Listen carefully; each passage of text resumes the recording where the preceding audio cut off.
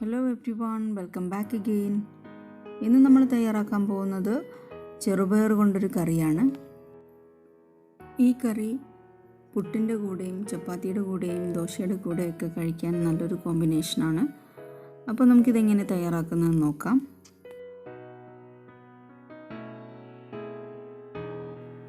അപ്പോൾ ഈ കറി തയ്യാറാക്കാനായിട്ട് ആദ്യം നമുക്ക് ഒരു കപ്പ് ചെറുപയർ നന്നായി വെള്ളത്തിൽ കുതിർത്ത് വയ്ക്കാം.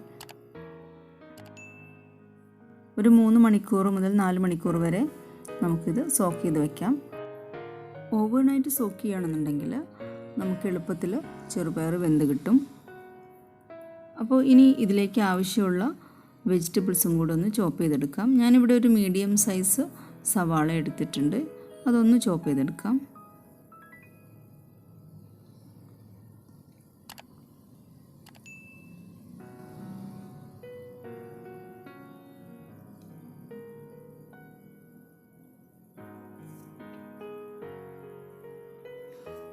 ഇനി നമുക്ക് ഒരു തക്കാളി കൂടെ ഇതിൻ്റെ കൂടെ അരിഞ്ഞു ചേർക്കാം.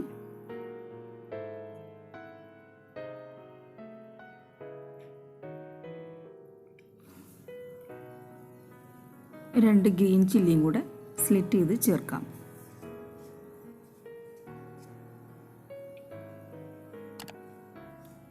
ഞാനിവിടെ ഒരു പ്രഷർ കുക്കർ എടുത്തിട്ടുണ്ട്. 3 ലിറ്ററിൻ്റെ പ്രഷർ കുക്കറാണ് എടുത്തിട്ടുള്ളത്. അരിഞ്ഞു വെച്ചിരിക്കുന്ന സവാള, തക്കാളി, പച്ചമുളക് എന്നിവ ഇതിലോട്ട് ചേർത്ത് കൊടുക്കാം. ശേഷം നമ്മൾ സോക്ക് ചെയ്ത് വെച്ചിരിക്കുന്ന ചെറുപയർ നന്നായി കഴുകി വൃത്തിയാക്കിയതിന് ശേഷം ഇതിലോട്ട് ചേർത്ത് കൊടുക്കാം. ആവശ്യത്തിനുള്ള വെള്ളവും കൂടെ ഒഴിക്കുക. അതിനുശേഷം 1 ടീസ്പൂൺ മഞ്ഞൾപ്പൊടി, 2 ടീസ്പൂൺ മുളക് പൊടി, ആവശ്യത്തിനുള്ള ഉപ്പ് എന്നിവ ചേർത്ത് നന്നായിട്ടൊന്ന് മിക്സ് ചെയ്ത് കൊടുക്കാം. ഇനി നമുക്ക് കുക്കർ അടച്ചു വെച്ച് ഒരു വിസിൽ വരുന്നത് വരെ ഹൈ ഫ്ലെയിമിലിട്ട് വേവിക്കാം. അതിനുശേഷം ഒരു 10 മിനിറ്റ്സ് ചെറിയ തീയിൽ വേവിച്ചെടുക്കാം. കുക്കറിൻ്റെ പ്രഷർ ഒന്ന് റിലീസായി വരുമ്പോഴത്തേക്ക് നമുക്ക് ഇതിലേക്കുള്ള അരപ്പ് തയ്യാറാക്കിയെടുക്കാം. അതിന് വേണ്ടിയിട്ട് 1/2 കപ്പ് തേങ്ങ ചിരകിയതും 2 അല്ലി വെളുത്തുള്ളിയും 2-3 അല്ലി ചെറിയ ഉള്ളിയും നമുക്കൊരു മിക്സിയുടെ ജാറിലോട്ട് ഇട്ട് കൊടുക്കാം. അതിലേക്ക് ആവശ്യത്തിനുള്ള വെള്ളം ചേർത്ത് നന്നായിട്ട് പേസ്റ്റായിട്ട് അരച്ചെടുക്കാം. ഇനി നമുക്ക് കുക്കർ തുറന്ന് നോക്കി ചെറുപയർ ഒന്ന് ചെക്ക് ചെയ്ത് നോക്കാം. നന്നായി വെന്തിട്ടുണ്ട്. ഇനി ഇതിലോട്ട് നമ്മുടെ അരപ്പ് ചേർത്ത് കൊടുക്കാം.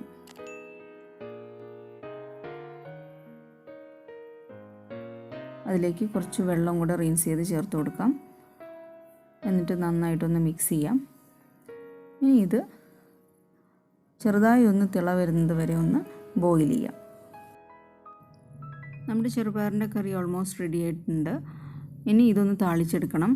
അത് താളിച്ചെടുക്കാനായിട്ട് 2 ടേബിൾ സ്പൂൺ വെളിച്ചെണ്ണ ചൂടാക്കിയിട്ടുണ്ട്. അതിലേക്ക് 1 ടീസ്പൂൺ കടുക് ഇട്ട് കൊടുത്തിട്ടുണ്ട്. കടുകൊന്ന് പൊട്ടി വരുമ്പോൾ 2 വറ്റൽമുളകും കറിവേപ്പിലയും കൂടെ ചേർത്ത് കൊടുക്കാം. ഇനി ഇത് നമ്മുടെ കറിയുടെ മേലിലോട്ട് ഒഴിച്ചു കൊടുക്കാം. അപ്പോൾ നമ്മുടെ ചെറുപയറിൻ്റെ കറി ഇവിടെ തയ്യാറായിട്ടുണ്ട്.